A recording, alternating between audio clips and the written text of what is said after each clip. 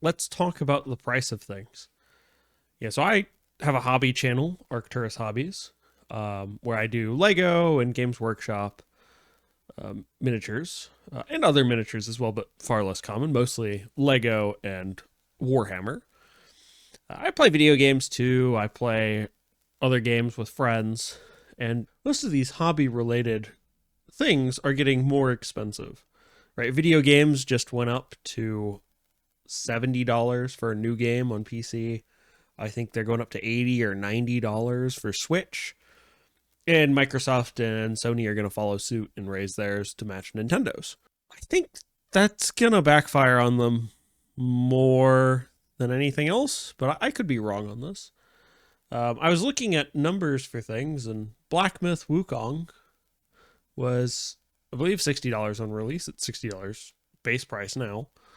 And when we compare that to the new Doom, which is $70 for the basic edition, $100 for the premium edition, it's kind of hard to justify buying the Doom game when it's with that extra $10. For me, them being $70 base, and it's $69.99, but essentially $70 is enough for me to really consider what video games I buy. I don't know if that's the case for anyone else, but it is for me.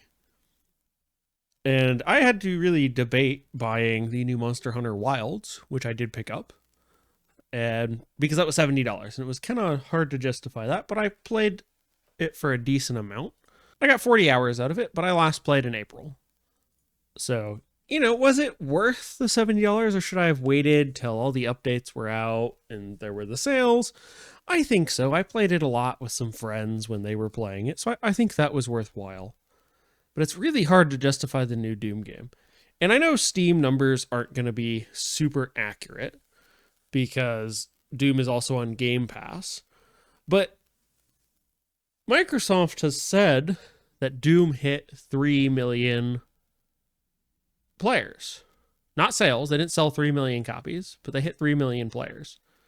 I don't know how they calculate that. I mean, there's lots of ways you could calculate that, some of which would be more telling of the user base than otherwise. But if I look at the Steam chart for Black Myth Wukong, its peak concurrent players was 2.4 million. And Black Myth Wukong sold 25 million copies globally, at least according to a quick Google search, as of June 2025. It sold 10 million copies in the first 3 days. So if Microsoft is gloating about 3 million users, that's pretty disappointing for sales, in my opinion, especially with that new price tag. And I don't know how much of that is it looks like it's a fun game, but it looks to me more like a $50 game than a $70 game. And then it's also on Game Pass, so people are probably going to play it there. So I'm assuming when I looked up the users on Steam, the max users on Steam was 31,000 or thereabouts, which is a lot lower. That was the 24 hours window high point for Black Myth Wukong of almost a year after its release. So that's not great for Doom. But I think that speaks to a larger point in the cost of things these days, right? So video games have gone up to $70 or $80 for a brand new game. But have they gotten better? I don't think so. I think the writing's gotten pretty terrible. I have another example in a moment on video games. But if we look at other hobbies, they've gone up too. I mean, GW, Games Workshop, GW has raised prices pretty consistently year over year. I don't believe they did one this year, which is nice, or at least they haven't done it yet. And they have tried to keep their cost of their value box at $230. Right, so if you buy like an Army launch box, like the most recent one as of filming was the Space Wolves launch box. There's one for Chaos Knights with like 7 War Dogs in it. That'll probably be about $200, $230. And they try to keep that price point. I think they are hard limited to an upper price where people just look at it and, much like video games, say, well, I'm not paying that to start this hobby. I picked up some pieces for a card game to play, and that's how I based it. Was okay, if I wanted to start a new Warhammer army, which I kind of don't, but if I was willing to, what would that cost me?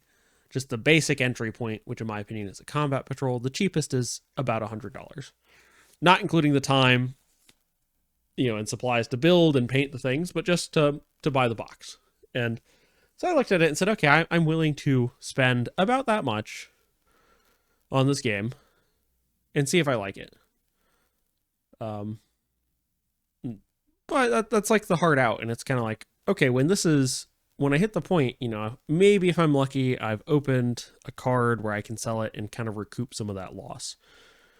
And I think I have to check some of that stuff. That's not something I'm as familiar with, but so I'd have to see.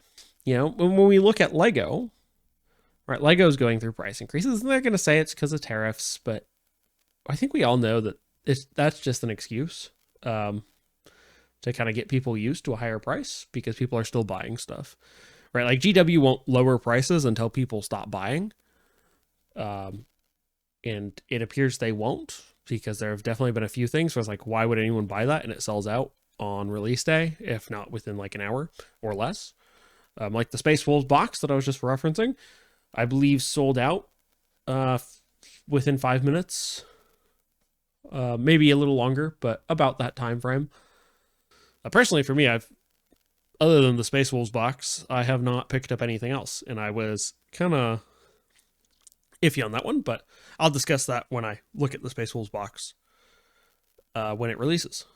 So, but going back to the video games, right? So Monster Hunter was $70, and that was worth it, I think. But that's I think a $70 game, because you're pretty much, based on their last two on PC, you're guaranteed basically a large DLC a year afterwards or thereabouts, followed by multiple content updates, right? Where they really try to give you a good experience. And I know there's people who play Monster Hunter who would disagree with, oh, it's not as good as whatever their favorite one is, or it has this thing which I don't like, and I understand that, but generally the experience is still good, right? It's still a quality game.